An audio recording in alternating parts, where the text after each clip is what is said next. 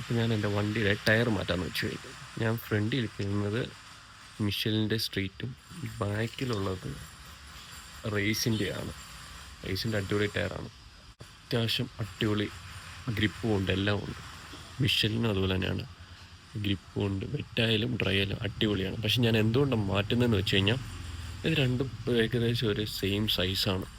So അപ്പം നമുക്ക് ആ ഒരു സ്പീഡിൻ്റെ കൺട്രോൾ ആണെങ്കിലും, ഐ മീൻ നമുക്കിപ്പോൾ പെട്ടെന്നൊരു പിക്കപ്പ് ആണെങ്കിലും നമുക്ക് ആ ഒരു എഫക്റ്റ് കിട്ടത്തില്ല. ഓക്കെ, ഒരു സ്ലോ മൂവിങ്, കാരണം ഇതിൻ്റെ ഫ്രിക്ഷൻ മാറുന്നതുകൊണ്ട്.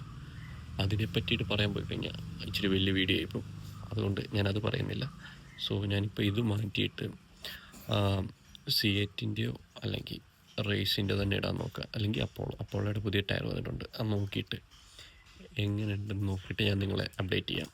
കാരണം ഇത് അടിപൊളി ടയറാണ്. ഇപ്പോൾ വെറ്റ് കണ്ടീഷൻ ആണെങ്കിലും ഡ്രൈ ആണെങ്കിലും നല്ല ബ്രേക്കിംഗ് ഉണ്ട്.